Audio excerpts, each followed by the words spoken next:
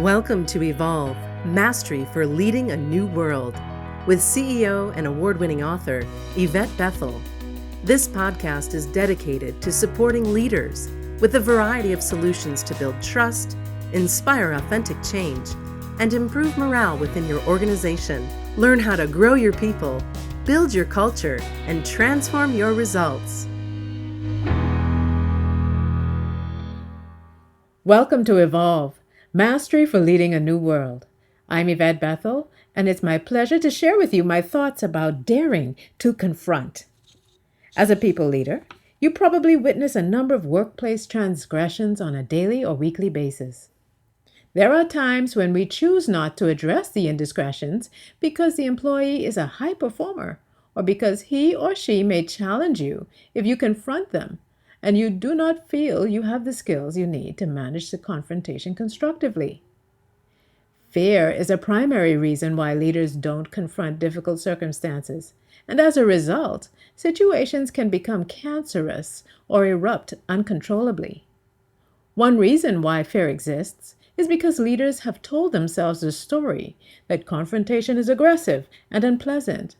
But this is usually the case when the leaders avoid the situation long enough, or if they engage the situation but lack the skills to facilitate healthy confrontation. There are organizations that espouse core values, which include team building, effective communication, and integrity.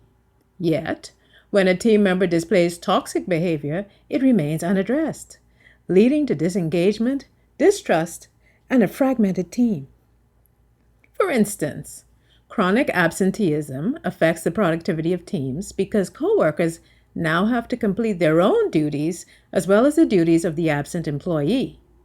There are managers who don't address the absenteeism trends, and this could be for a number of reasons. Regardless the reason, the employees assuming the extra work can begin to feel unfairly treated, or worse, they can start to feel the organization doesn't care about their welfare. If left unaddressed, it's very easy for this dynamic to create an unwanted effect because employees who are stretched to capacity get burnt out, and so absenteeism and turnover rates are further impacted.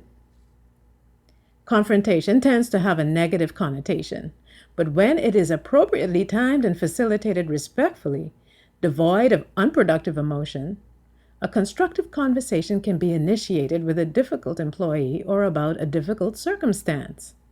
By taking this approach, the leader's intention is to maintain a healthy work relationship with the employee, resolve the issue, and manage the morale of the team. So here is what you can take into account when you are weighing a decision to confront. Firstly, if you choose not to address it, think about what are the risks. If you decide to talk to the person you need to confront, think about how you should communicate your sentiments in a way that will be perceived as constructive. At this stage, it's important for you to manage your emotions effectively. Otherwise, you can heighten the possibility for miscommunication and escalation of the situation. Ask yourself if you have all the facts you need. And if you're not sure about how you will be perceived by the person you are confronting, ask an appropriate colleague to role play with you. The best time to confront is as soon as possible after an incident. So time it according to your emotional state and readiness, and equip yourself with as many facts as possible. Avoid using blaming language and tones, and stick to the facts as you know them. Don't make assumptions.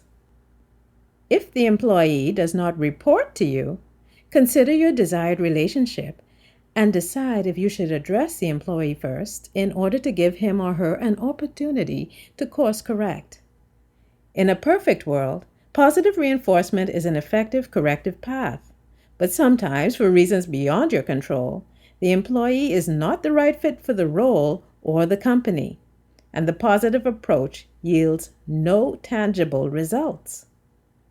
When there is a stalemate and no productive change in circumstances, it is time for you to confront your fears, as it may be appropriate to manage the person off the team. Managing an employee off the team may involve coaching or mentoring, depending on the quality of the relationship. Confronting unproductive circumstances or toxic employees stops them from becoming chronic problems. Your intention as a leader should be to create a high-performing team, and this means you should dare to constructively confront situations so you can proactively manage team morale. Thank you for joining me at Evolve, Mastery for Leading a New World. I invite you to join me this and every Monday for a new podcast. In the meantime, remember, always continue to evolve. Thanks for listening to Evolve, Mastery for Leading a New World. Visit YvetteBethel.com to learn more about Yvette's leadership programs and to download her free gift, Success Tips for Igniting Your Career.